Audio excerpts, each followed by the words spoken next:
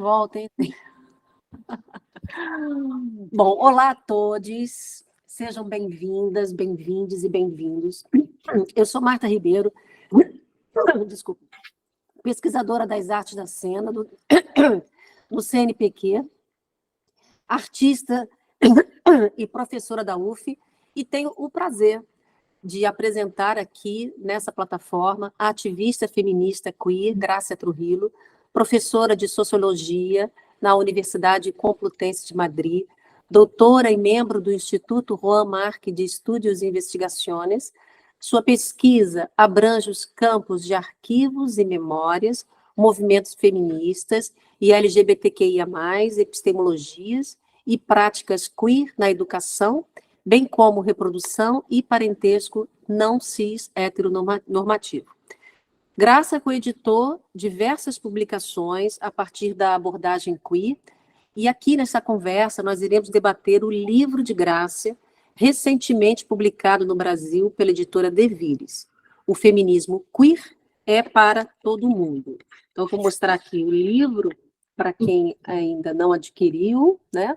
E que já recomendamos fortemente a todos aqui, que ensinam arte e trabalham com a educação e com a teoria queer. Nessa conversa, ela vai girar entre as diversas confluências epistemológicas da pesquisa de Grácia, concentrada em seu livro, com também a pesquisa, uma introdução da minha pesquisa, que estou desenvolvendo no CNPq, que se chama O Corpo Queer na Cena Autoficcional Contemporânea e o Gesto Político e Estético das Emoções. Então, agradecemos novamente a Grácia por estar aqui conosco nesse espaço virtual do Laboratório de Criação e Investigação da Cena Contemporânea, que coordena a Universidade Federal Fluminense, para iluminar aspectos fundamentais sobre a teoria queer, ativismo e educação. Agradecemos também nossa rede de apoio ao CNPq, a atriz e pesquisadora da cena, Carolina Virguês, ao grupo de pesquisa Teoria Queer e o Ensino de Arte, a minha monitora, Patrícia dos Santos, e a todos aqui presentes, virtualmente, de diversas partes do Brasil e também da Espanha. Lembrando que nossa conversa será gravada e que ficará disponível no canal YouTube do Laboratório. Então, o link do canal, ele vai seguir aqui no chat, eu vou pedir para a Patrícia colocar aqui no chat para todos, e também o link de outras redes sociais, também que nós ali publicamos os nossos eventos ao longo do ano. Bom, agora eu vou pedir aos participantes, se não desligaram, para desligarem seus microfones, e que logo após a conversa, né, e a exposição da Grácia, nós iremos abrir para as perguntas de vocês. Então, novamente, Grácia, é uma alegria imensa recebê-la aqui para essa conversa fundamental e incontornável entre o pensamento queer, a educação e a arte, da conformação de uma episteme possível para quebrar essas estruturas binárias de representação cis-heteronormativas e tão violentas. Então, antes de passar a palavra para a Grácia, eu sei que todos estão bem ansiosos, eu queria abrir essa conversa com uma passagem do livro O Feminismo Queer é para todo mundo, e da importância de retomarmos o diálogo contra todo o discurso de ódio que nos separa. Pois, como escreve Grácia, o feminismo é a casa de todas, de todes, ou não é. Então, somos sujeito mulheres com diversas demandas feministas, e nossas alianças não são sem tensionamentos, mas são fundamentais. Nos movemos ao lado uma das outras, ampliando nosso espaço de ação e de luta, e como diz Sara Ahmed, toda conversa ela abre um campo de possibilidades, e o feminismo é um diálogo, um ir e vir, uma dança, como belamente fala Grácia no livro, e todo diálogo é uma possibilidade para construirmos uma vida que possa ser vivida. O diálogo nos interpela sobre o como devemos fazer para coexistir. Então, eu quero falar aqui rapidamente de um pequeno depoimento, muito breve, que eu acho fundamental que pensar o movimento queer, a teoria queer, ela está diretamente conectada, né, interpelada com a nossa própria vida. Então, não falar rapidamente sobre quando comecei a trabalhar academicamente o feminismo queer, talvez fosse uma traição à própria teoria. Então, eu comecei a pensar academicamente o feminismo queer tem pouco tempo, há uns 5 anos atrás. Né? Então, eu passei, a partir disso, a partir das teorias queer, feministas, né, a questionar e a subverter a relação que eu tinha com o mundo, com a arte e com os outros.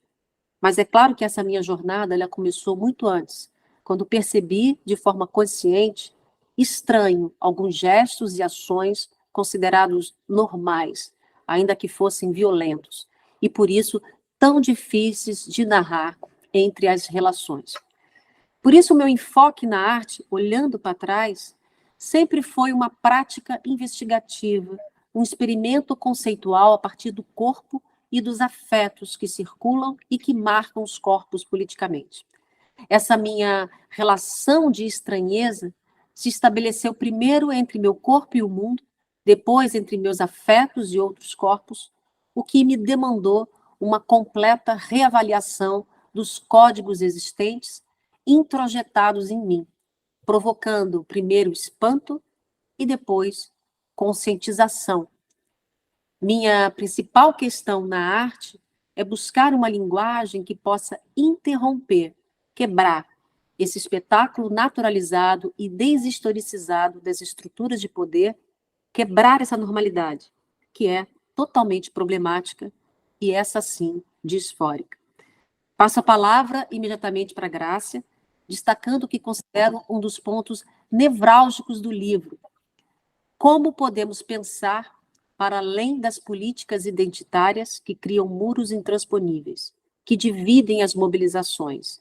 O queer nos impulsiona a compartilhar objetivos, criar alianças e coletivizar afetos, outros afetos, que façam circular modos de existências plurais. Muito mais do que uma política identitária, buscamos, com a arte e com o ensino da arte, colocar a vida no centro, reforçando a consciência de nossa interdependência. Então, Grácia. Bueno, buen día. Bueno, aquí es boa tarde en España a todos. Un gran placer realmente estar aquí con vosotros. Disculpa por mi portuñol.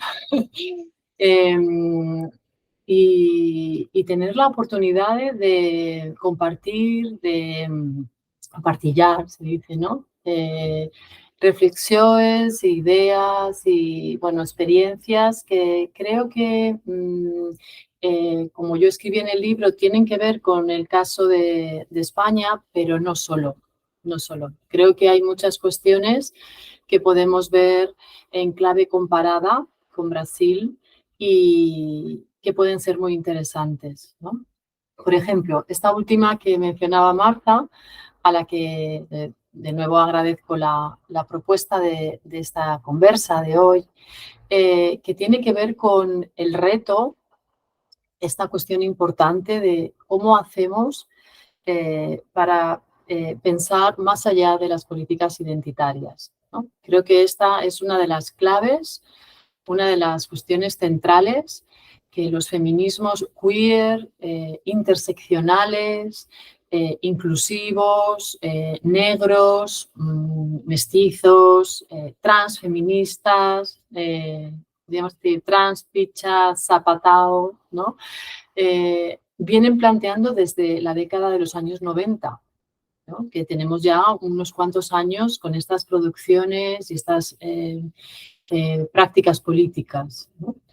Creo que una de las cuestiones fundamentales que hemos ido aprendiendo en la calle, en las ruas, hemos ido aprendiendo en nuestra propia, en nuestros grupos activistas, ¿no? Yo siempre digo que el activismo es una gran escuela de aprendizaje a muchos niveles, ¿no? Teórico, personal, político. Hemos aprendido en nuestra propia práctica política y también hemos leído, hemos hecho pesquisas sobre esta cuestión de cómo hacer para que las políticas identitarias no nos limiten. Entonces, yo diría, las políticas identitarias todavía hoy las necesitamos.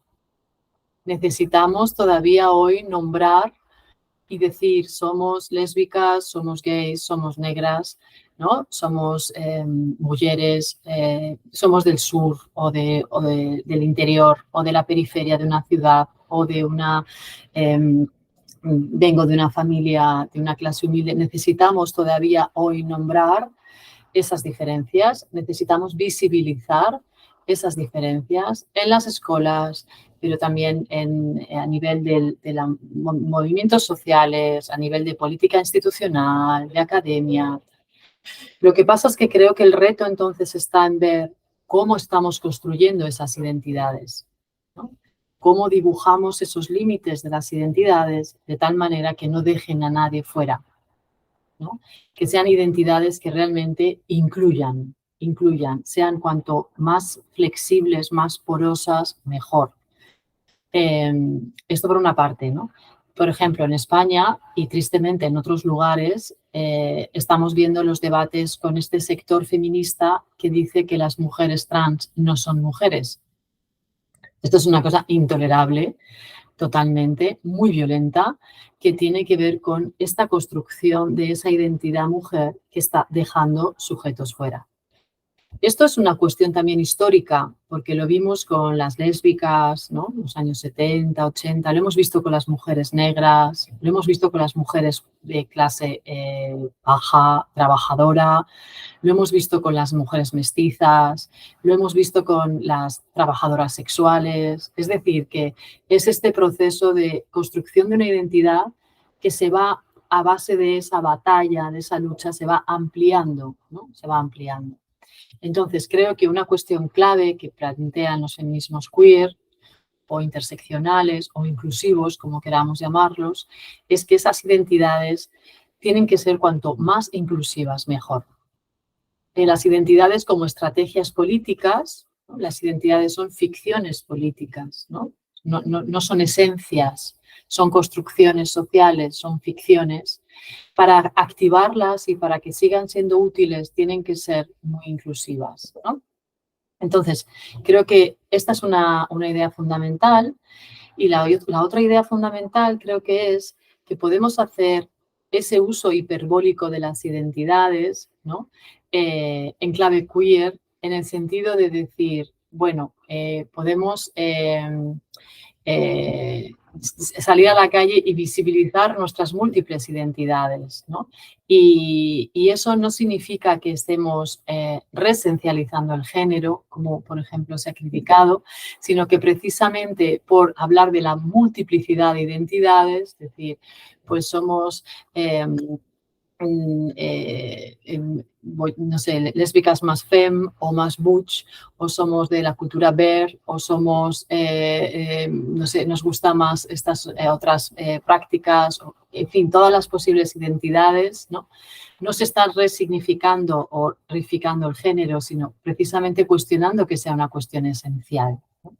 Estamos saliendo de los binarismos sexogenéricos, diciendo que somos muchas, muchos, y creo que eso como práctica política estamos viendo que tiene muchísima potencialidad, ¿no?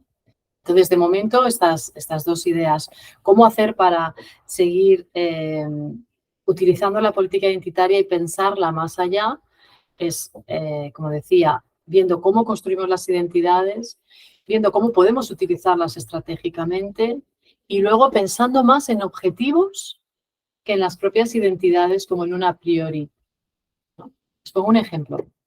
Justo ahora en España hemos tenido elecciones municipales, ¿no? Las elecciones de las ciudades y en las regiones, ¿no? Que aquí se llaman comunidades autónomas. Y la derecha ha ganado realmente muchísimas ciudades. Aquí en Madrid es un desastre. Tenemos la derecha con mayoría absoluta que nos va a gobernar los próximos 4 años, ¿no? Es un debate que se están planteando las izquierdas ahora mismo de cara a las elecciones generales, que son en julio, es cómo podemos hacer para realmente que todas esas diferencias que tenemos no nos disagreguen y no nos dividan más. Y ayer hablaba con una amiga mía y decía, tenemos que pensar en objetivos comunes. Efectivamente, tenemos que pensar que hay que defender la sanidad pública, que hay que defender la educación pública, que hay que defender los servicios sociales, ¿no? Que hay que parar la ola conservadora, ¿no?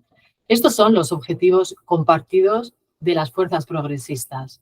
Entonces, creo que ahora mismo en la política tenemos un ejemplo muy bueno y también en Brasil, ¿no? ¿Cuáles son esos objetivos comunes que tenemos que pretender desde los feminismos, desde el movimiento LGTBI, desde la lucha antirracista, ¿no? Desde las fuerzas progresistas para realmente hacer un freno a esta ola neoconservadora, reaccionaria, bueno, como aumento de la ultraderecha, ¿no? A nivel realmente global, ¿no? Entonces, bueno, quiero decir con esto que venimos planteando desde los feminismos queer no solo es algo que tiene que ver con los feminismos o con la lucha LGTBI, sino que creo que las izquierdas en general estamos inmersas en este debate. No sé si se me entiende bien, ¿no? Y ayer hablaba con una amiga y me decía, tenemos que pensar en objetivos comunes. Efectivamente, yo creo que la clave está en pensar en objetivos comunes, aunque sean puntuales, aunque sean que luego los vamos a cambiar, pero que es la manera de ir un pouco más allá de esa política identitaria, ¿no?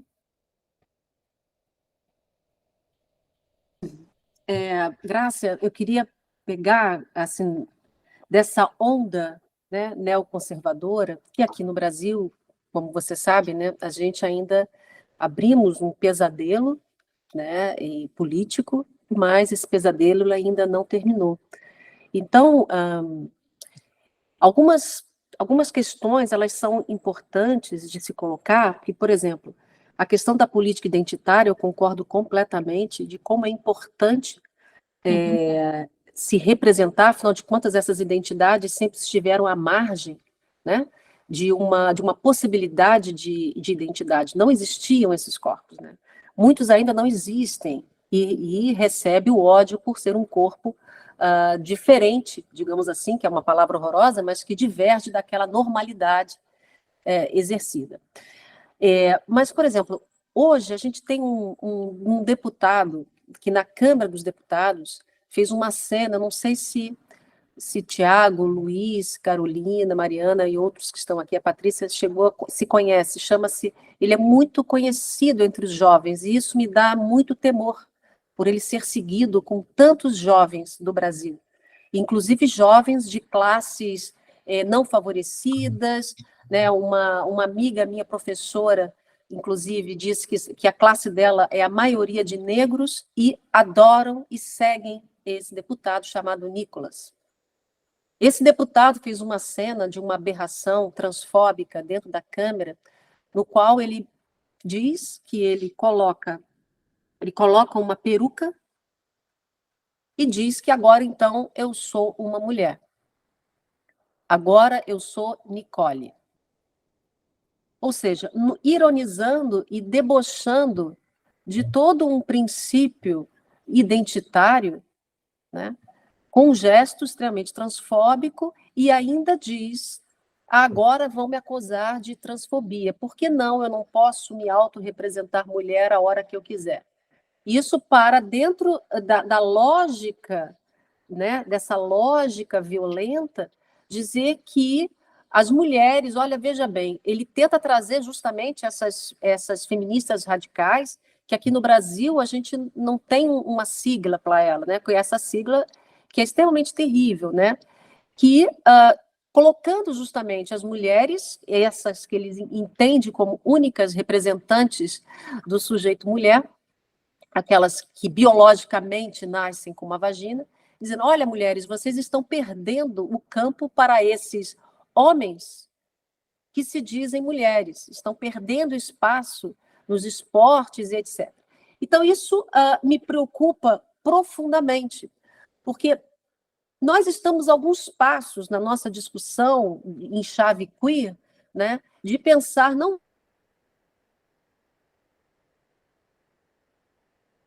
a cinza de outras sexualidades que estão nessas frestas entre esses termos, né? Inclusive, é uma curiosidade, assim, um parênteses, no seu livro você chama LGBTI, LGBI, né? Diferente, no Brasil a gente chama LGBTQIA+. Aí depois eu queria que você explicasse que tem uma parte do livro que você... Eu entendi, mas eu queria entender melhor, que você diz LGBT, LGTBI+, menos queer. Então, eu queria entender um pouco isso. Mas voltando aqui, então, ele está justamente propondo no Brasil, que a gente não tem muitas notícias dessas mulheres feministas radicais que excluem, né, mulheres trans, né, dessa identidade mulher, mas ele começa a incitar e a dizer que esses, entre aspas, muitas aspas, homens fantasiados de mulheres, como ele coloca, estão roubando o espaço de mulher. Então, isso me preocupa muito, especialmente porque ele está entrando dentro da educação, de uma educação de ensino médio. Enfim, então isso é uma colocação, porque e é claro que eu tenho aqui também, né, as minhas críticas à questão da academia, de como a gente trabalha as questões relacionadas a gênero, sexualidade, né, e também das lutas identitárias contra esse sistema que eu gosto de chamar sistema hétero, falo, ego, branco, racializante, colonial, patriarcal. Não, não é isso. Mas é um cuidado, porque muitas vezes a gente utiliza isso, né? Que nossas identidades elas são construídas, que elas são essa invenção que nós podemos fazer e devemos fazer, né? E ao mesmo tempo, um sujeito desse, essa pessoa, né, totalmente transfóbico, utiliza o nosso argumento para provocar uma divisão, para provocar uma lógica de violência contra as mulheres trans. Sí, totalmente. Yo creo que, mira, la crítica que se venía haciendo todos estos últimos años es precisamente a toda esta epistemología de la diferencia sexual, ¿no? Que es patriarcal y colonial también. No sé si conocéis el libro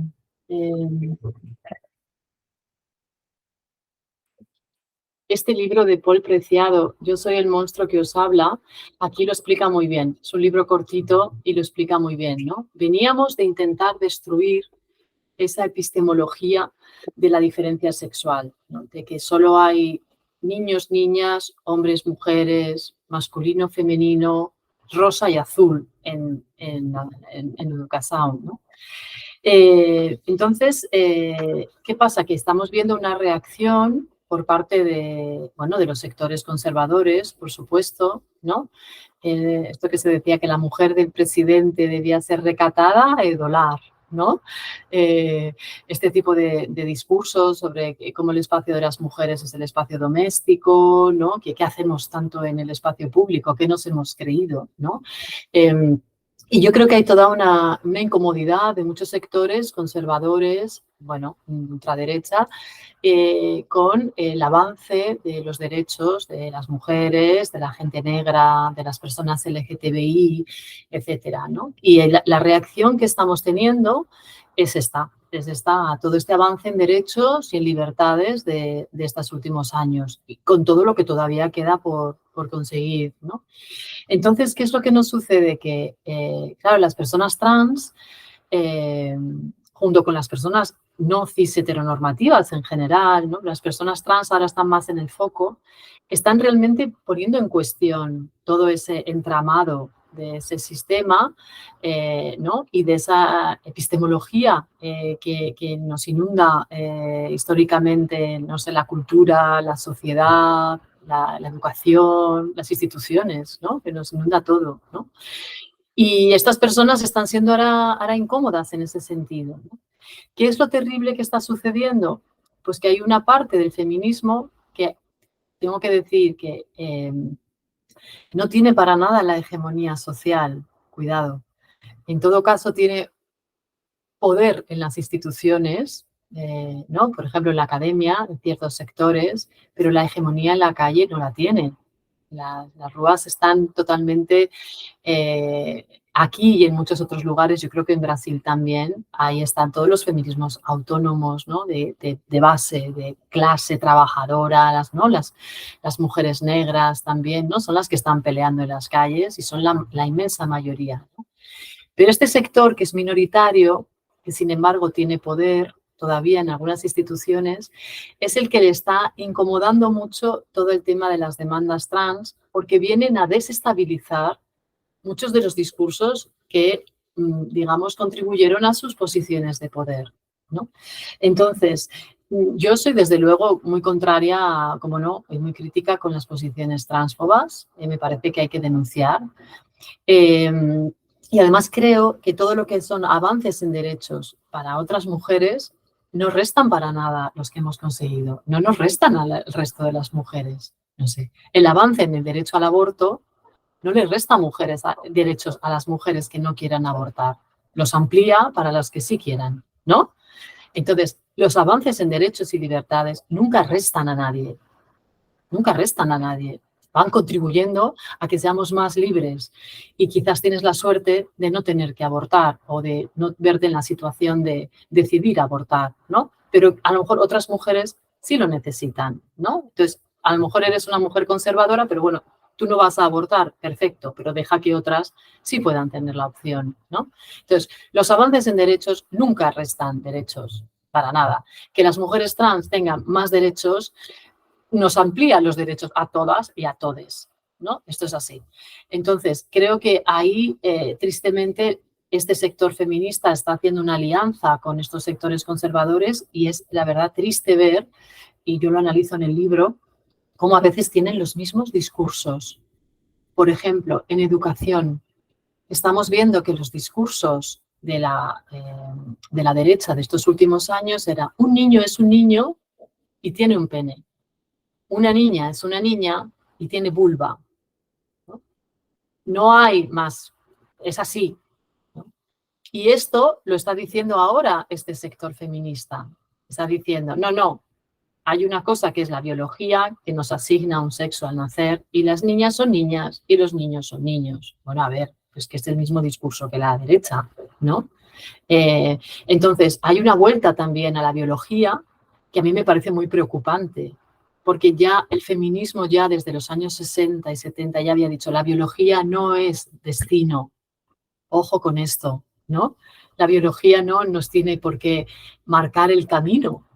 Habíamos ya cuestionado mucho esto y ahora hay una serie de argumentos que nos vuelven otra vez a la biología.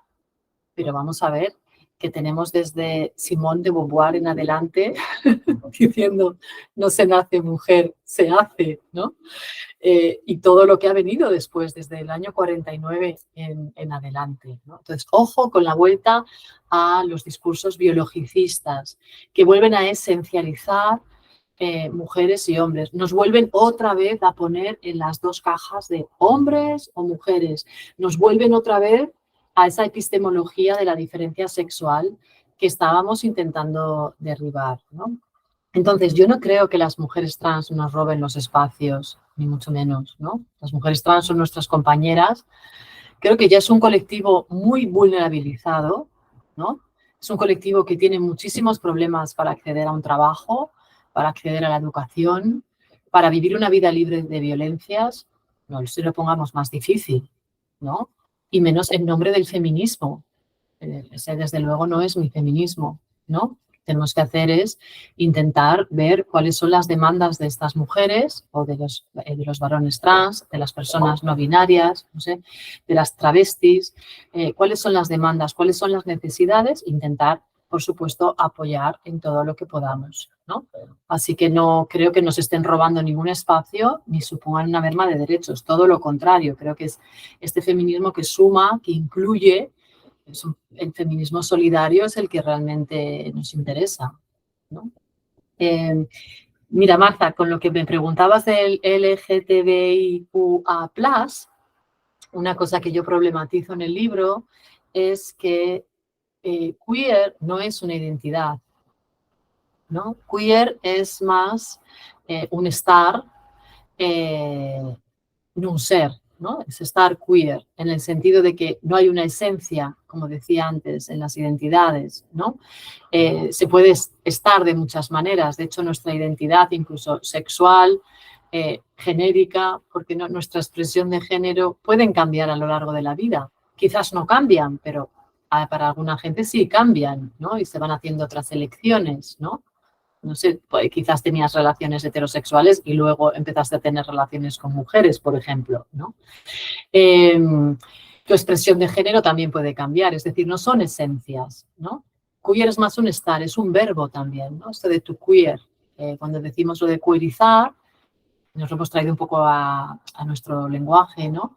Lo que estamos diciendo es cómo atravesamos las teorías, atravesamos las prácticas, atravesamos la escuela, atravesamos las formas de hacer, de pensar, ¿no? Con estas otras miradas más interseccionales, ¿no? Que tienen en cuenta estas diferencias también en clave positiva, ¿no? Como dice Audre Lorde, ¿no? Las diferencias son algo que tenemos que reconocer, que tenemos que valorar, ¿no? Entonces, queerizar es atravesar, es contaminar, es esto que habla Berenice Bento, por ejemplo, cuando habla de los estudios transviados, ¿no? Que habla literalmente de este cruzar, de este atravesar, de este contaminar, ¿no?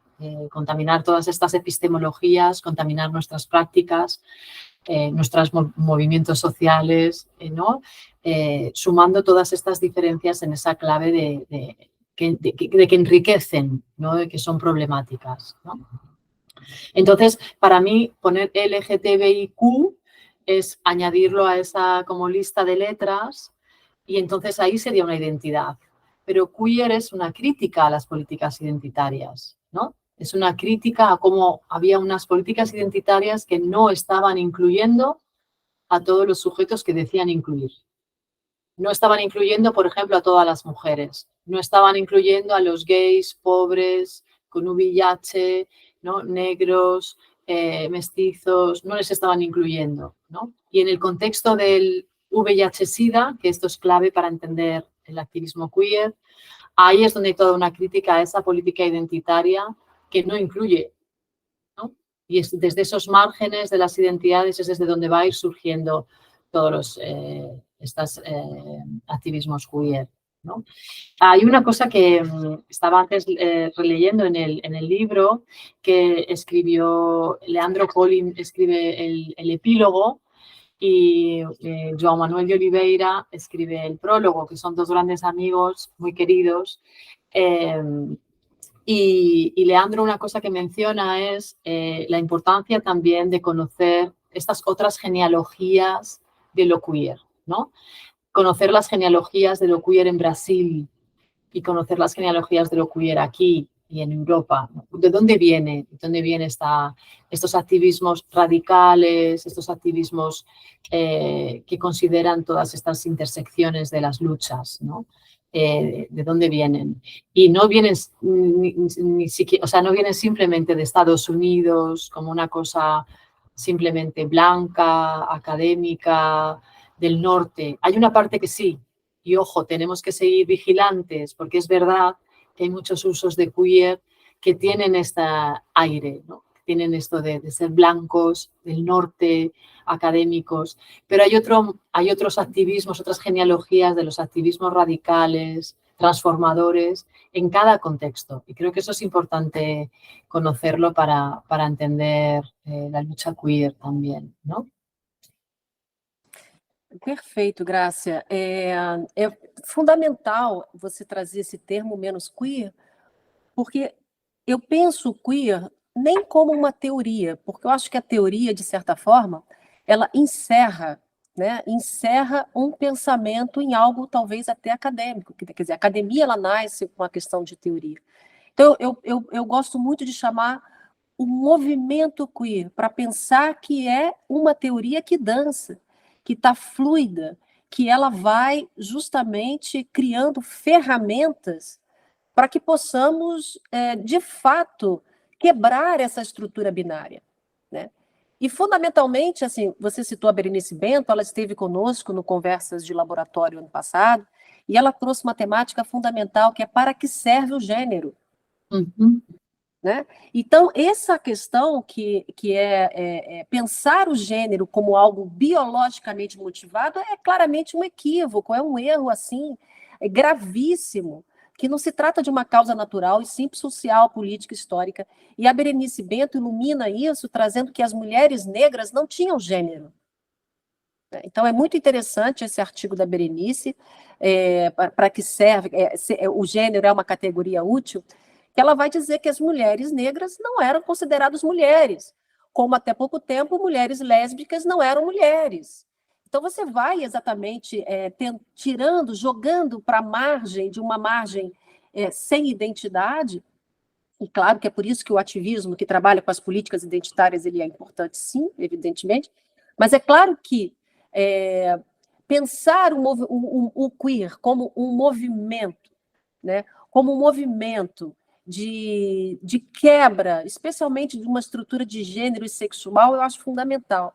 Então, por exemplo, e é nisso que eu também problematizo o termo LGBTQIA+, que a gente utiliza aqui. Porque se a gente parar para pensar, esse termo ele é fundamental, ele é um termo importante hoje ainda, ele é importante, porque ele vai funcionar como uma crítica a essa sexualidade compulsória, a questão de colocar para fora, né, das políticas públicas todas aquelas identidades que não se conformam ao azul e ao rosa, mas ela também provoca um efeito rebote que não pode ser ignorado, né? A produzir esse efeito desviante de uma norma, termina sustentando essa própria norma e acaba, de alguma forma, reforçando um pressuposto de universalidade para a sexualidade, o que eu acho mais complicado. Porque a gente precisa se colocar nessas caixas definidoras de uma sexualidade. Então, minha questão que eu coloco aqui não seria mais proveitoso, isso pensando numa chave queer, entender que o corpo, a nossa sexualidade, elas estão indefinidamente, permanentemente em devir, e que as categorias homossexual, heterossexual, parte de uma racionalidade lógica binária, e que as categorias de poder, elas perdem essas fronteiras diante do desejo, da pele, do entre corpos. Então, numa relação de amor, de prazer, não há um heterossexual ou um homossexual. Há ali peles, contatos, essa pele, da profundidade da pele. Então, eu digo isso porque, assim, eu tenho que dizer, né, que a minha pesquisa ela parte muito também para questões filosóficas, e me coloco na crítica de trabalhar assim, na academia, de pensar esses dispositivos de pensamento, de estar menos nas ruas do que eu gostaria de estar. Isso é, de fato, um problema. Mas eu penso assim, eu estou pensando dentro de uma chave queer de entender uma epistemologia epidérmica, de como a pele, nessa ideia de uma profundidade da pele, né, ela vai nos propor quebras dessas fronteiras que, na verdade, é para julgar uma interioridade, algo que não procede, que não existe, nem uma biologia. Então, ali, no face a face do desejo, você pode colocar um casal cis, você pode colocar um casal trans, um casal lésbico ou não, enfim, mas tudo ali perpassa por todos esses caminhos de orifício de pele que não pode ser denominado hétero ou homossexual. Então, acho que isso é o grande medo dessa onda neoconservadora. Né? Há um medo profundo de uma desestabilização do desejo. E aí, quando você desestabiliza e problematiza códigos do desejo, né, da sexualidade, que ela é muito mais opaca do que um homossexual e um heterossexual, né, evidentemente, você desestabiliza todas as estruturas de afeto. Você mobiliza toda uma história de imagens e desarticula ela simbolicamente.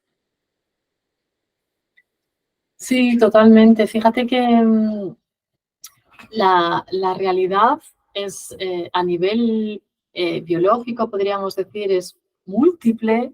Estoy pensando en el trabajo de Anne Fausto Sterling y el cuerpo sexuado, ¿no? Esta bióloga feminista que ya hace unos cuantos años ya identificó que al menos podemos hablar de 5 sexos, ¿no?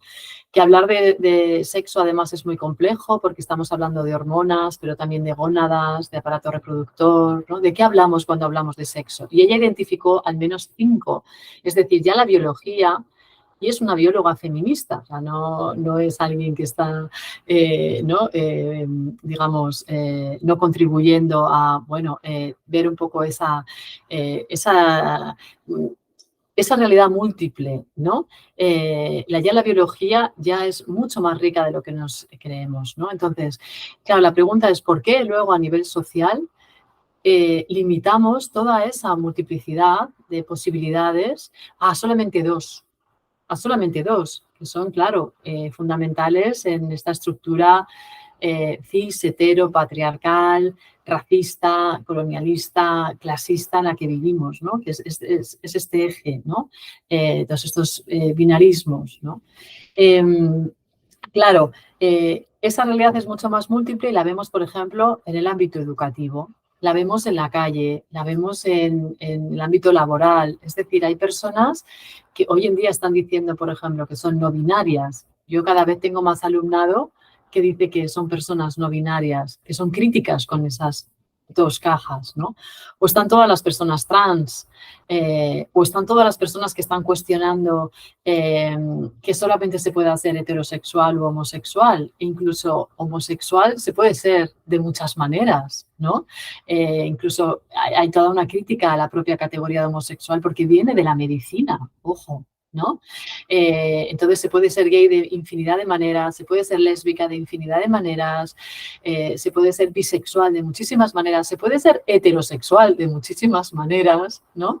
En fin, la sexualidad es mucho más rica de lo que a veces pretendemos metiéndola ¿no? en esas cajas. Ah, ¿eres esto o eres esto otro? Pues no sé, estoy viendo con mi vida, estoy experimentando, estoy intentando ser libre, ¿no? ¿Qué es lo que nos pasa, por ejemplo, en el ámbito educativo? Pues que estamos viendo una reacción de realmente de volver otra vez a esos binarismos del rosa, el azul, el niño, la niña. Es increíble, ¿no? Cuando ya habíamos conseguido avanzar, ¿no? Por ejemplo, en términos de coeducación, ¿no? De escuela inclusiva, estamos teniendo ahora una reacción realmente otra vez muy, muy importante hacia eso, hacia volver a ponernos en o eres niño o eres niña, o eres homosexual o eres heterosexual. Ya no hay más, ¿no? Bueno, pero es que la vida es más compleja y qué bien que sea así, ¿no? Y la gente es diferente y también qué bien que sea así. Por ejemplo, en la escuela hay una cuestión fundamental que creo que han aportado las pedagogías queer o las epistemologías queer en educación, que es el considerar realmente que todo el alumnado es diferente, que todos, todas, todes son diferentes y se puede ser diferente de muchas maneras, ¿no? Diferente desde el punto de vista racial, étnico, cultural, sexual, genérico, de clase, se puede ser diferente de muchas maneras y todas esas diferencias enriquecen al conjunto de la clase, ¿no? Y al conjunto de las personas con las que tú estás aprendiendo y creciendo, ¿no? Este es un cambio de foco y cambio de paradigma gigantesco, porque hemos pasado de considerar las políticas de atención a la diversidad como ese alumnado que es diverso y que es el otro, la otra, ¿no? Que es el problemático. Entonces consideramos que todo el alumnado es normal, pero luego está el alumnado diverso al que hay que atender, por ejemplo, por la cuestión de la diversidad familiar o por la cuestión de la diversidad sexual o por la cuestión de la diversidad étnica o cultural. No, todo el alumnado es diferente, es un cambio de foco gigante porque realmente deja de problematizar al alumnado que muestra diferencias, porque todos la tienen, ¿no? Entonces creo que esto realmente ha sido un salto muy importante es una propuesta y un cambio de mirada muy importante en el ámbito de la educación que permite ir más allá de esos binarismos también, ¿no? Sexogenéricos, ¿no? Entonces, bueno, tenemos muchos retos, como decía, desde luego a muchos niveles, porque como yo decía al principio, mientras vamos intentando pensar las cosas de otra manera, hacer las cosas de otra manera, ¿no? Más en esta llave queer, ¿no? Tenemos la cuestión de la necesidad todavía hoy de seguir visibilizando, nombrando y utilizando esas identidades, ¿no? Esta es la tensión, ¿no? Este es el reto, este es realmente lo difícil de lo que tenemos, ¿no? Pero bueno, ahí vamos, ¿no? Con muchas resistencias también, ¿no? A muchos niveles, pero bueno, creo que nuestro propio alumnado muchas veces nos da también muchas ideas, ¿no? Y nuestro propio alumnado muchas veces está como 2 o 3 pasos adelante y nos está planteando cosas geniales en las propias prácticas y con su creatividad y con su forma de ver el mundo y con las referencias que ya tienen, ¿no? De música, de series, de cine. Yo estoy viendo un cambio gigante también en los últimos años, ¿no? Es un alumnado que ya está mucho más expuesto a otras posibilidades que no teníamos hace un tiempo, ¿no? Así que por ahí creo que hay esperança, ¿no? De cambio e de transformação social. Com certeza, assim, a gente está, de fato, caminhando, mas é isso, temos muitos desafios ainda, né? Porque nunca essas categorias, como heterossexualidade, como gênero, elas nunca estiveram tão problematizadas por uma heterossexualidade compulsória, né? De se pensar que é assim, se nasce assim, menino heterossexual, menina heterossexual e ponto. O que sai daí é estranho, é disfórico, é esquisito, enfim, todas essas nominações, né? Retomando, quando você fala do termo queer, né? Agora, claro que vem, né, do norte e tal. Para a gente, esse termo queer, ele não possui a violência que tinha, né? Lá, você chamar uma pessoa na rua de queer tinha uma violência muito grande. Aqui a gente não tem. Aqui seriam outros termos, né? Como sapatão, que já está uma coisa mais empoderada, né? Viado. Então, tudo isso, né, o queer. Mas ela entra, aí esses termos, eles entram numa categoria de sexualidade. Não entra numa chave justamente de um movimento de fluidez disso. Assim, eu já, uma vez, já um pouco aborrecida, virei e disse, olha, eu sou uma mulher em devir lésbico. Eu já fui heterossexual, e brincando, já fui heterossexual, eu já fui lésbica, eu já fui assexuada, agora eu sou queer. Porque o que querem de mim, entende? Assim, o que querem, quer dizer, é isso, esse corpo feminilizado, né, ele é um erotismo que tem que ser escondido, né? Ele tem que ser anulado dentro da academia, dentro de alguns lugares, até nas ruas, porque supostamente um corpo feminino ele transmite uma informação psíquica que está disponível para o sexo. Então, se ele está disponível para o sexo, ele é um corpo que não pode ser intelectualizado. Mais uma vez, o binarismo, mente, corpo. Essas separações, que, na verdade, é institucionalizar quem é o corpo. O corpo é sempre masculino, ele é o universal. Né? Como a gente diz, não há um humanismo, há um homismo. Eu não sei se em espanhol é possível compreender. Né? Então, quer dizer, aí eu brinco e digo assim, olha, você é sempre muito jovem para conseguir isso ou muito velha para conseguir isso. A idade certa é homem. Entende? Então, assim, a idade certa é homem. Então, a gente vive essas relações de desafio o tempo inteiro e são extremamente violentas, como nós sabemos, né? E temos um grande desafio pela frente, que é como construir, né, por exemplo, aí no meu caso, né, eu sou a única professora do campo das artes, na UF, que vai utilizar o queer como ferramenta para uma investigação artístico-política na cena, trabalhando essa questão dessas imagens que retornam, né, que é uma história das emoções, né, que elas vão retornando. Então, por exemplo, recentemente eu escrevi um artigo chamado Interromper o Espetáculo, o gesto político e estético das emoções, para o dossiê, né, da teoria queer e o ensino de arte, numa revista da Pós, enfim. E nesse artigo eu trago uma imagem de uma artista travesti, a Vitória Extravagância, que no espetáculo Sem Palavras, do Márcio Abreu, ela está com a sua pele, vestindo a sua própria pele, ou seja, ela está nua, e se envolve com um plástico branco que parece um tecido. Essa imagem me remeteu a uma Vênus de Milo.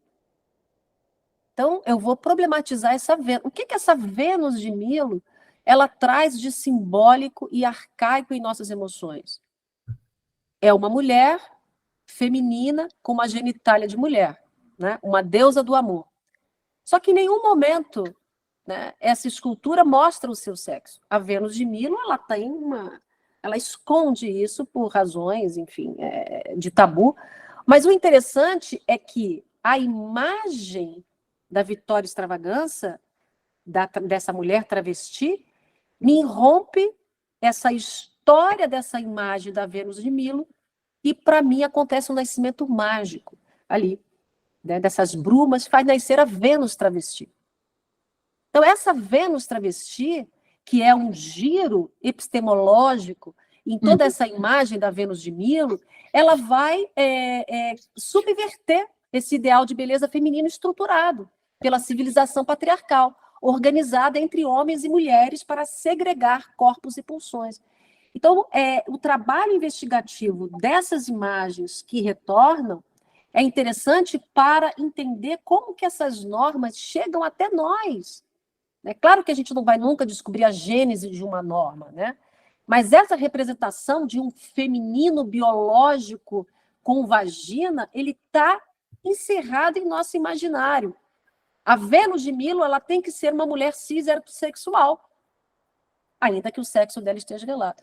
Então, enfim, essas estruturas simbólicas é que eu entendo que a ferramenta queer pode, de fato, quebrar, né, utilizando a ferramenta numa linguagem artística, para quebrar essas arbitrariedades micropolíticas, e que eu chamo até de nanopolíticas, que é tão ínfimo, é tão microscópico, que é difícil realmente penetrar nessa tela de afetos arbitrários que se eternizam nas próprias imagens. Então, quando eu vejo a Vitória Extravagância em cena, e imediatamente a entendo como uma Vênus travesti, abre uma nova paisagem para o feminino. A deusa do amor agora é travesti. Sí, la verdad es que esta es una prueba de cómo el mundo del arte, ¿no? Nos aporta tanto a la hora de reflexionar, de pensar, pero también de abrir esos horizontes de posibilidad de otros cuerpos, de identidades, expresiones de género y de vidas, ¿no? Vivibles, aunque merecen la pena ser vividas, ¿no?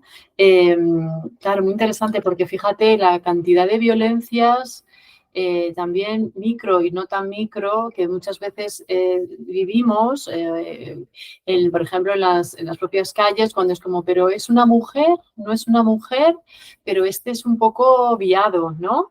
O sea, estos ideales de lo que tiene que ser un hombre y lo que tiene que ser una mujer y todas las violencias que suponen salirse de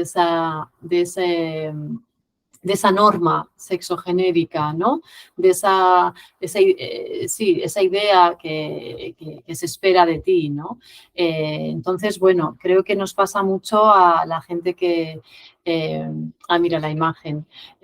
Nos pasa mucho a la gente que tenemos otras expresiones de género, que recibimos siempre estas miradas, muchas veces los insultos, ¿no? Discriminaciones, violencias varias, ¿no? Porque no te ajustas a ese ideal de lo que tiene que ser una mujer, incluso a veces lo que tiene que ser una lesbiana, ¿no?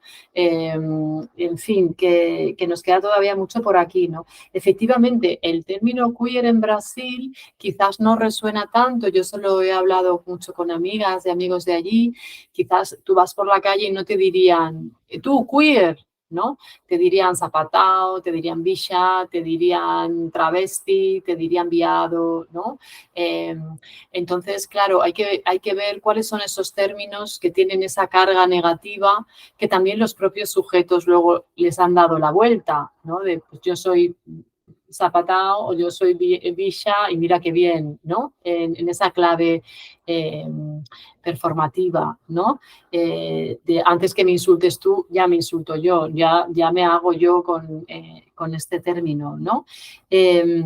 Entonces, bueno, en Brasil hay una multiplicidad de términos que son estos términos negativos que ya los propios sujetos han ido también, por supuesto, dándoles la vuelta, igual que aquí en España, ¿no? Que tenemos pues bollera, maricón, travelo, un montón de términos, ¿no? Que de hecho nuestros activismos muchas veces se llaman así, ¿no? Por ejemplo, el activismo transmaricabollo, que es una manera de decir activismo queer, o ese activismo de la gente rara, diferente, ¿no? Extraña, que realmente nos hemos desviado de esas normas sexogenéricas, ¿no? Creo que una cosa interesante que es, fíjate, que todos estos términos es cierto que están connotados sexualmente, ¿no? Pero no solo, porque precisamente hablando de lo que hablábamos al principio de la política identitaria, tú puedes ser una zapatao, preta, que vive en la periferia de una ciudad, ¿no? Y que es madre, por ejemplo, ¿no? Es decir, en nuestra propia vida, las identidades, claro, no son compartimentos estancos y un día somos blancas y otro día somos zapataos y otro día somos profesoras. No, somos todo de manera interrelacionada, ¿no? Entonces, queer creo que alude mucho más a eso, alude mucho más a todas esos sujetos que precisamente por unas condiciones de vida difíciles, ¿no? Tienen también luego mucha dificultad para tener una vida sexual libre y plena, ¿no? Es decir, no vamos a vivir esas otras sexualidades de la misma manera si somos blancas o negras, si tenemos un nivel educativo u otro, si tenemos unos recursos u otros, ¿no? Entonces, cómo todo esto impacta en nuestras propias vidas sexuales, ¿no? En nuestras propias, incluso a veces, posibilidades de ser más o menos visibles, ¿no? Por ejemplo, en el ámbito laboral o en la calle, ¿no? A veces también la visibilidad es muchas veces casi un privilegio, ¿no? Aunque otros muchos sujetos digan, bueno, yo es que no puedo no ser visible, es que ya mi pluma, ¿no? mi expresión de género me hace súper visible, ¿no? Pero quiero decir con esto que para mí queer o transviado o transbicha, zapatao, como queramos llamarlo, es un término que alude a esos márgenes, ¿no? A esos márgenes de las normas, a todos esos sujetos que nos hemos escapado de esas normas sexogenéricas, pero que también estamos atravesados por la cuestión de la clase, de la raza, de la etnia, del nivel educativo, del lugar de residencia, etcétera, ¿no? No podemos separar las cosas, no podemos obviarlas, ¿no? No podemos solo considerar la cuestión del género, la sexualidad, al margen de estas otras cuestiones. Yo creo que esto es fundamental y para mí esto es un punto muy importante cuando pensamos en clave queer, ¿no? Sim, sem dúvida. Eu vou abrir agora para as perguntas, porque a gente já está, são 11 horas da manhã, né? A ideia é a gente finalizar 11h30. Se tá bom para a Graça, tudo bem? A gente continuar um pouco, Graça, um pouco Sí, mais para perguntas? Então, perfeito. Agradeço imensamente a essa aula aqui hoje sobre a questão queer como uma ferramenta potente, política, micropolítica, para, de fato, quebrarmos, eu gosto dessa palavra, quebrar essas estruturas, né? Que, como já disse Nietzsche, tem pés de barro, né? Uma onda, um levante, derruba todos esses totens que são construídos aí nesse sistema hétero, cis, branco, patriarcal, colonial, capitalista. Bom, então eu vou passar a palavra aqui aos nossos convidados para fazer pergunta, para dialogar com a Grácia. Então, por favor, quem gostaria de estar colocando, Tiago, o Zé Amarro, Tiago, por favor. Bom dia, Graça. Eu estou em Montreal e estou fazendo uma pesquisa aqui e eu consigo visualizar muitas diferenças entre Brasil e Montreal. E aí eu tenho uma questão que eu só percebi aqui, que é a seguinte: eu fui assistir um espetáculo para crianças, que era um espetáculo sobre gênero e sexualidade, em que havia uma personagem trans, e a plateia toda de crianças brancas. Então, abriu-se o debate foi super interessante. Eu comecei a perceber que as crianças já estavam realmente, parece que tem uma chavinha aí que mudou a forma como essas crianças estão percebendo as diferenças e tal. Mas aí eu comecei a perceber que talvez esse avanço que a gente está falando das discussões de gênero e sexualidade, especialmente sobre a transexualidade, é porque chegou na branquitude. Então, me parece que a gente está falando muito sobre mulheres trans porque chegou na branquitude. Então, se torna um problema de mães de famílias de classe média alta, famílias de mães brancas, que vão perceber as suas filhos e vão identificar elementos que a gente pode chamar de transexualidade. E era uma coisa que eu não tinha percebido antes, porque talvez até porque, nesse sentido, a branquitude não consegue olhar para os seus filhos e ver uma criança travesti, por exemplo, justamente porque essa identidade travesti não cabe na branquitude.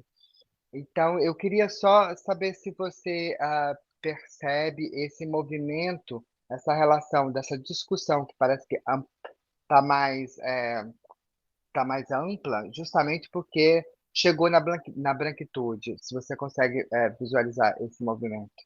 Obrigado. Uhum. Bueno, muy obrigada por la reflexión, Tiago. Realmente qué interesante esto que planteas, ¿no? Porque mira, yo estoy viendo también que una cosa que puede estar sucediendo con el tema de los menores trans, ¿no? Niños, niñas trans, es que, y hemos tenido aquí en España mucho debate con esto, con la nueva ley que se ha aprobado recientemente, es que hay veces que hay, creo, como una especie como de ansiedad por decir, tú eres una niña diferente, eres más masculina de la cuenta, ¿no? Ok, eres un niño trans, ¿no? Y puede ser que sí, puede ser que esa personita diga, yo no me quiero llamar, no sé, María, quiero que me llame Marco, perfecto, ¿no? Pero quizás tendríamos que dejar más tiempo, más margen, más oportunidad para que esta persona pequeña pudiera experimentar y ver, porque a lo mejor es una lesbiana butch masculina, a lo mejor es una persona que se va a definir como no binaria, o a lo mejor sí es una persona trans, es una niña trans, pero yo creo que hay un peligro ahí, si me permitís expresión. Creo que hay cierto peligro porque hay como una especie de ansiedad que yo veo a veces o de rapidez en, espera, entonces eres un niño trans. De esa manera no cuestionamos ese binarismo, sino que rápidamente le colocamos en la otra caja. Es súper interesante esto que planteas de la blanquitud. De nuevo, no podemos considerar las cuestiones de género y sexualidad sin considerar el tema, por supuesto, de la raza, de la clase, la cultura, etcétera. Esto es fundamental, ¿no? Y aquí qué interesante, porque claro, la cuestión travesti está mucho más connotada con una cuestión de clase, ¿no? Las travestis son travestis de familias humildes, de entornos excluidos, ¿no? Entonces, claro, yo no quiero que mi hija sea una travesti, ¿no? Pero igual, a lo mejor es una niña trans, bueno, con todas las dificultades que va a suponer, quizás con la hormonación, bueno, es una niña y entendemos que es una niña, ¿no? Bueno, estas son cuestiones, por supuesto, muy complejas, hay que ver caso por caso, yo creo, ¿no? Hay familias que realmente, y menores que lo ven súper claro, y entonces hay que empezar con los inhibidores, hay que empezar con los bloqueadores, ¿no? Y realmente facilitar en todo lo posible a ese menor ese tránsito, por supuesto, ¿eh? Yo no lo niego, ¿no? Con el cambio de nombre para empezar y con todo lo que sea posibilitar el tránsito. Pero creo que al mismo tiempo, también dependiendo de los casos, tenemos que ver posibilidades, ¿no? Y quizás esa personita resulta que le gusta vestirse de otra manera, ¿no? Resulta que quiere experimentar con otra expresión de género, resulta que quiere que le dejen más libre y a lo mejor pues resulta que es una persona que es una travesti y es genial que sea así. Entonces creo que ahí tenemos que estar vigilantes, efectivamente, ¿no? Porque de hecho, todo lo que es personas pequeñas y adultas, por supuesto, cuestionando esos binarismos, yo creo que es una cosa que realmente nos hace como sociedades más libres. Esto no es solo una frase bonita, sino es que es una realidad. Si consiguiéramos que la gente pudiera expresar su género, su sexualidad de una manera más libre, es que seríamos realmente todo el mundo mucho más libres, ¿no? Fíjate que el otro día en una de mis clases hablábamos de prácticas de escuela inclusiva. Y yo les preguntaba a mi grupo un grupo de pedagogía, les decía, ¿qué prácticas se os ocurren? ¿No? ¿Cuáles pueden ser prácticas de escuela inclusiva? Y estuvimos hablando de algunas y yo les explicaba una que hace poco una alumna me comentó de un colegio donde hace prácticas que decía, hay un día al mes que en el colegio se dice, ven como tú quieras. Fíjate qué sencillo, y además no cuesta nada, ni siquiera dinero, es ven como tú quieras. Y ese día los pequeños, pequeñas, van vestidos como quieren.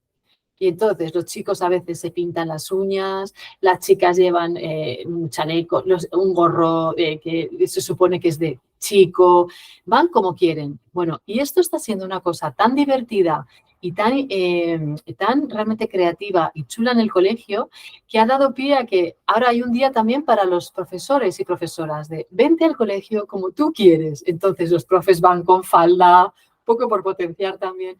Y creo que estas son prácticas que realmente caminan hacia la escuela que ojalá tuviéramos, que es ven a la escuela como tú quieras. Ven a la escuela como tú quieras venir vestido. Si quieres tener el pelo largo y eres un menino, si quieres pintarte las uñas, si quieres, ponte lo que tú quieras. Pero estamos realmente muy lejos de esa escuela, ¿no? Estamos en una escuela que desde edades muy pequeñas está con los mensajes del niño, la niña, esto es de niño, esto es de niña. Yo tengo 2 hijas pequeñas que tienen 6 años y estoy impresionada de cómo funciona una escuela pública, progresista, ¿no? Del centro de Madrid y tenemos realmente todos estos discursos y estas prácticas de niño y de niña, ¿no? Me dicen, mamá, es que nosotras somos niñas. Bueno, y entonces todas las niñas con el pelo largo, todos los niños con el pelo corto, ahora tienen una actuación al final del curso y una de las maestras, tristemente, ha pedido que los niños vayan con un pantalón y una camiseta y las niñas todas con falda. Y decía, no podíamos haber pensado otra cosa, ¿no? Fíjate, ¿no? Otra cosa distinta. Y en una de las aulas de mis peques hay una niña que no le gusta vestirse de niña. Y no sabemos qué le sucede, pero le gusta jugar al fútbol, no le gusta vestirse de niña.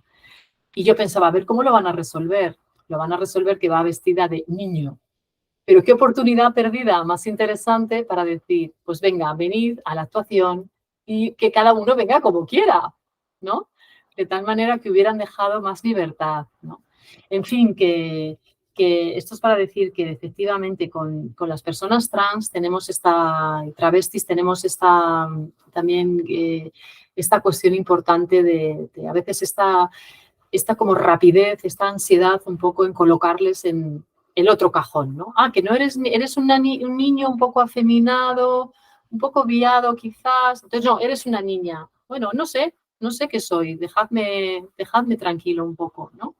Creo que por ahí sería mucho más interesante dejar esos espacios para que sean más libres y luego ya irán eligiendo, ¿no? Y aquí efectivamente la cuestión de la blanquitud es está ahí interseccionando, ¿no? Obrigada, Tiago. José Amaro? Buenas tardes, Grácia. Alegria poder ouvir-te. Não é? Bom dia, Marta, e o laboratório aí proporcionar para a gente começar junho no mês do orgulho com uma potência gigante nesse debate aí sobre o feminismo queer. Eu sou Zé, estou vinculado ao núcleo de pesquisa da Universidade Federal Rural aqui de Pernambuco, no queer, onde a gente traz esse debate, junto com o professor Irã, que Grácia também lo conhece.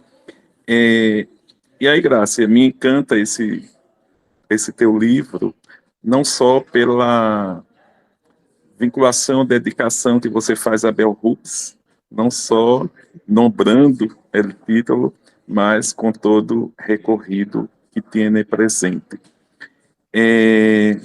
Ahora tú estabas hablando sobre la experiencia educativa para los niños y mi investigación, que está cerrada, aguardando solamente la fecha de la tesis, sobre violências com los corpos de sexualidades dissidentes em las universidades.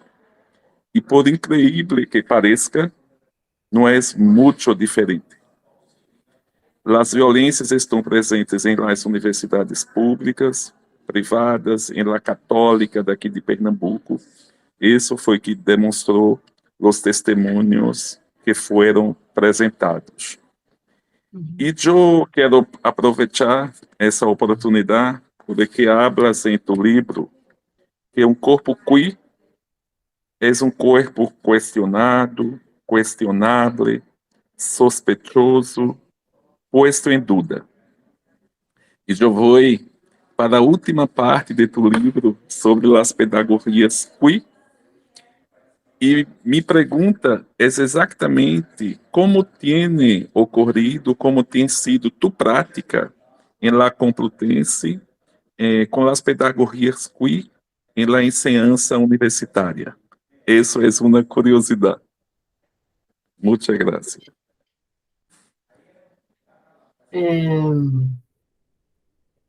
Bueno, obrigada, José, por la pregunta y parabéns por la tesis.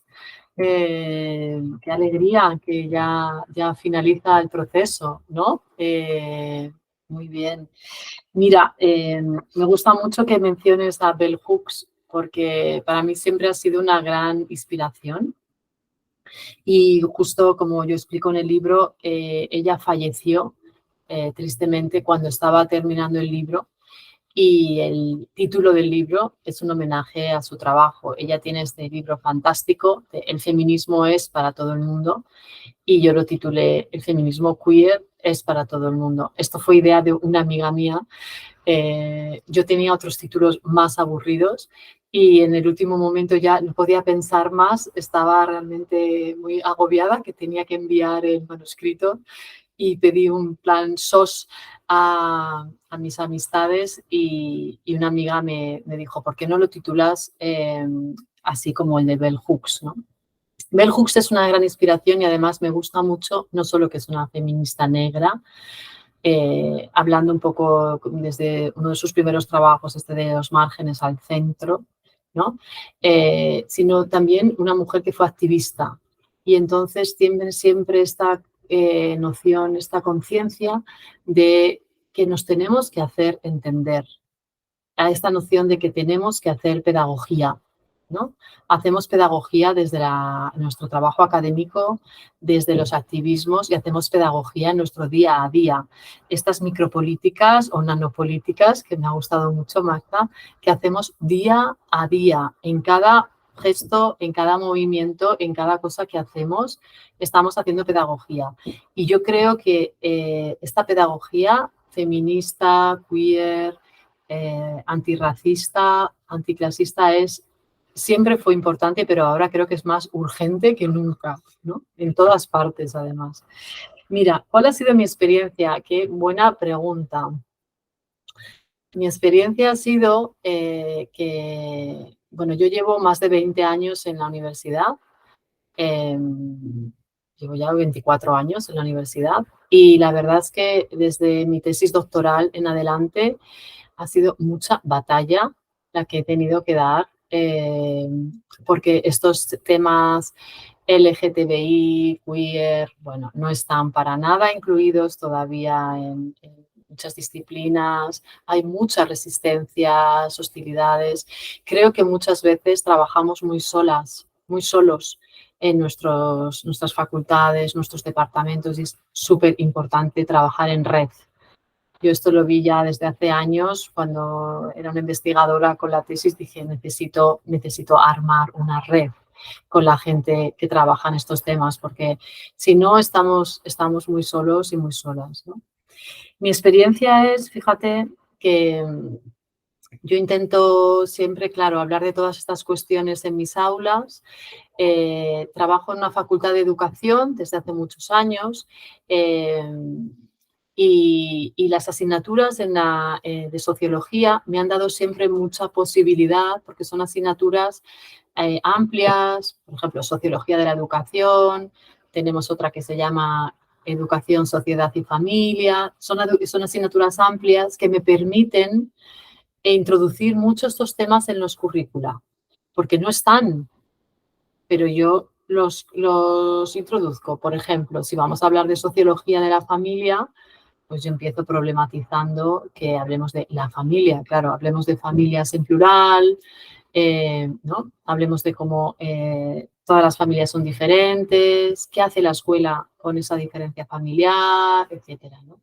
Así que yo intento introducir todas estas cuestiones en los temarios, hablar de estas cuestiones en las aulas, tanto a nivel de grado, de posgrados, aunque bueno, en los posgrados es más fácil, ¿no? Porque ya son asignaturas de teoría feminista o de estudios de género, ahí claro, ya es más fácil, ¿no?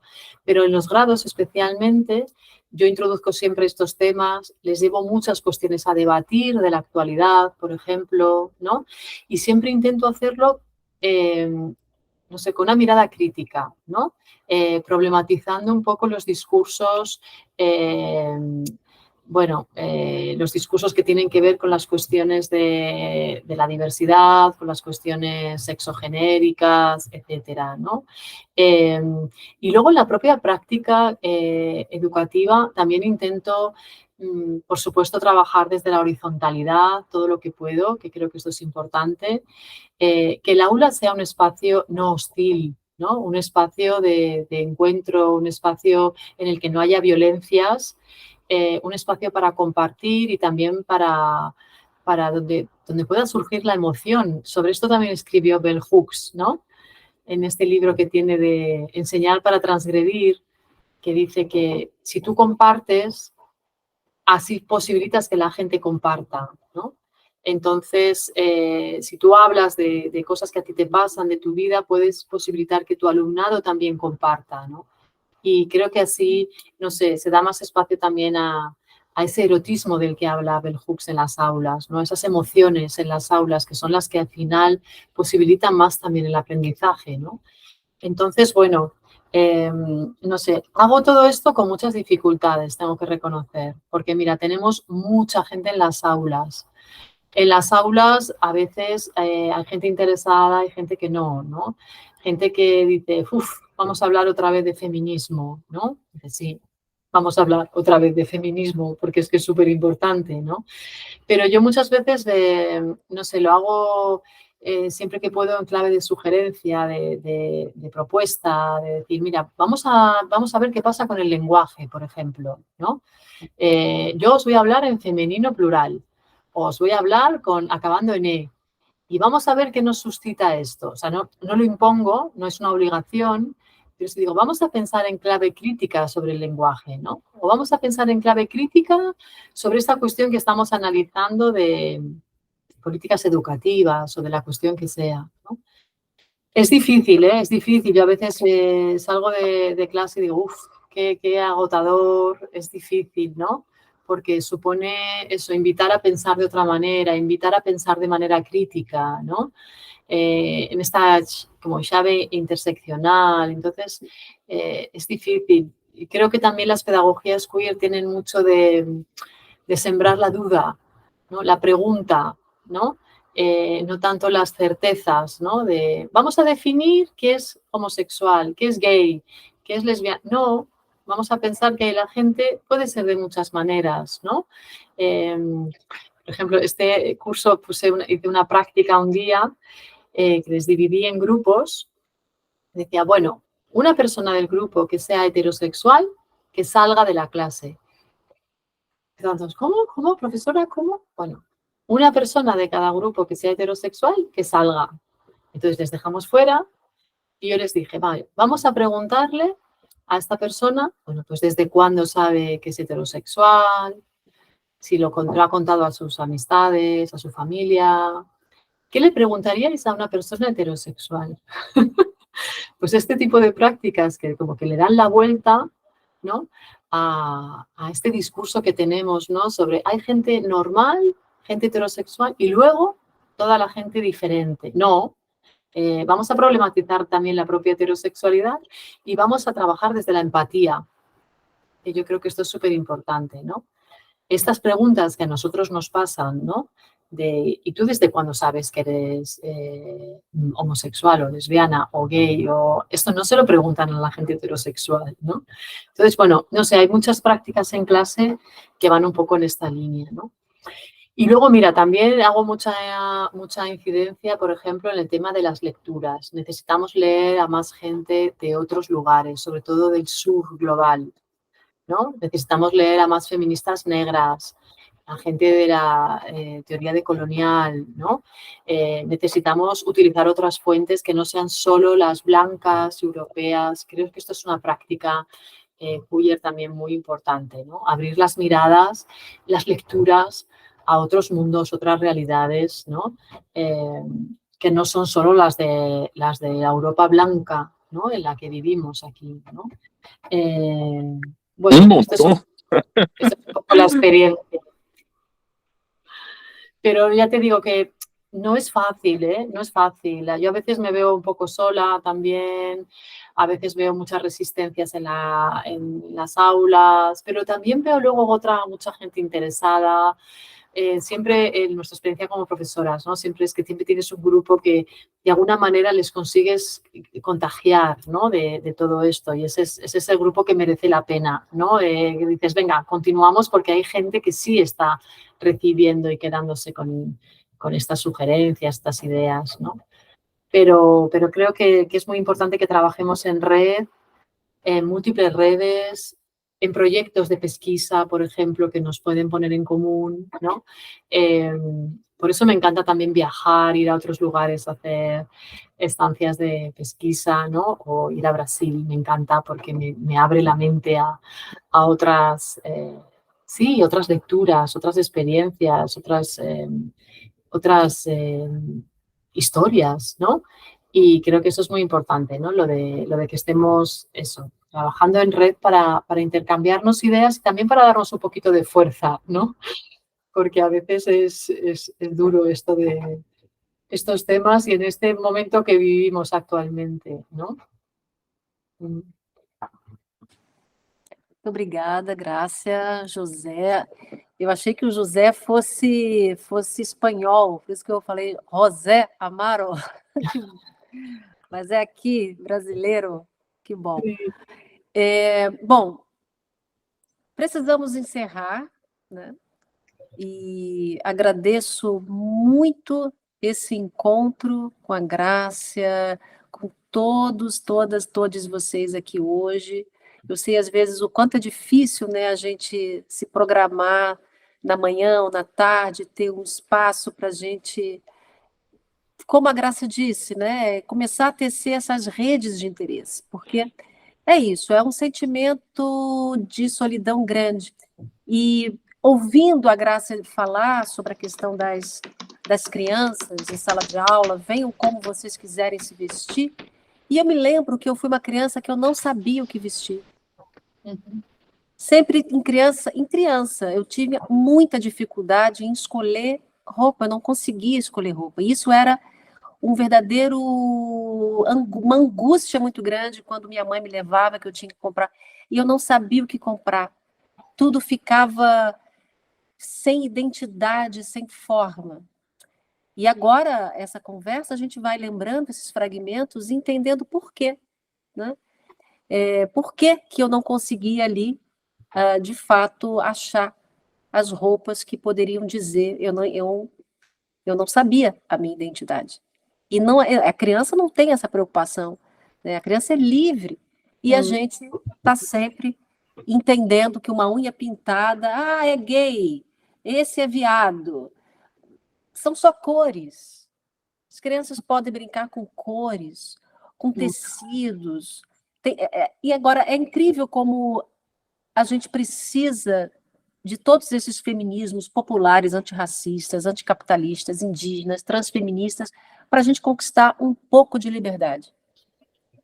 Isso é o mais difícil de entender, né? A liberdade, desejar livremente, passa a ser uma agressão ao outro. Então, é realmente complexo, né? Então, há essa agressão de agredir quem é livre, é dizer, de alguma forma, você é imperfeito. E olha só que lindo, o Spinoza já dizia isso, né, lá atrás, que todos nós nascemos perfeitos. Somos perfeitos. Sí. Sí, bueno, muy obrigada por la conversa. Estaba ahora lembrando a un alumno que he tenido este año en el máster de formación del profesorado de ensino medio. Es un chico que es de historia, de un grupo que he tenido fantástico. Y este chico decía, gracias, yo en tus clases me he dado cuenta que ahora voy a ser profesor de ensino medio, si todo va bien, que esperemos que sí. Me decía, me he dado cuenta que yo, un amigo mío que tenía en el instituto, en el ensino medio, claro, este chico que luego años después nos dijo que era gay, lo debió pasar súper mal, porque yo era un chico muy heteronormativo, que una expresión de género masculina, que jugaba al fútbol, que para mí los años del ensino medio fueron... Y yo ahora pienso, escuchando en tus clases, y digo, claro, mi amigo lo debió pasar mal. Entonces, una propuesta de trabajo que les pedí, que era, bueno, escribir un trabajo al final, utilizando las herramientas de las clases y tal, analizando una serie de... Pues él hizo un trabajo fantástico en diálogo con este amigo, ¿no? Sobre una serie de unos chicos gays, y puso un diálogo con su amigo de cómo para él habría sido importante también esa serie cuando él iba al instituto y tal. Entonces, os cuento esto para decir que en nuestra propia práctica educativa también podemos generar esa empatía hacia personas que a lo mejor no son trans, bichas, zapataos, travestis, pero son personas que pueden empatizar con esa posible situación violenta que pueden vivir compañeros y compañeras de las aulas, compañeros y compañeras de los trabajos, no sé, de los ambientes en los que están, ¿no? Entonces creo que esto por ahí es muy importante, ¿no? El hecho de decir... tenemos que trabajar más en esa línea, ¿no? Además de las solidaridades, de las empatías, del pensar en, oye, quizás este niño o niña de mi clase resulta que lo está pasando mal porque, mira, pues porque tiene este cuerpo diferente, ¿no? Pues es más grande, es menos grande, no ve bien, es viado. Nos pueden pasar muchas cosas en los colegios, ¿no? Y creo que hay que trabajar más en esa línea de las empatías, las solidaridades, ¿no? No hace falta tener una sexualidad distinta para darte cuenta que ese estar desviado de la norma puede suponerte violencias y discriminaciones, ¿no? Y creo que esta es una cosa que hay que trabajar mucho en las aulas. Como decía antes José, en las universidades tenemos muchísimas problemáticas todavía. Yo estoy ahora en un proyecto que, si todo va bien, pondremos en marcha en otoño, sobre las violencias hacia el alumnado y profesorado LGTBI en las universidades. Es un proyecto que vamos a analizar las universidades a nivel de España, que ya a ver si tengo ocasión os comentaré, y hay mucho que trabajar todavía, ¿no? Así que bueno, Ahí vamos. Obrigada de nuevo por la conversa y nada, seguimos en contacto. Un Sim, prazer. muitas graças, seguimos em contato, graças a todos e até breve. Até breve, eso es. Obrigada. Obrigada a todos, todas, Obrigada. todos. Tchau, tchau. Chao.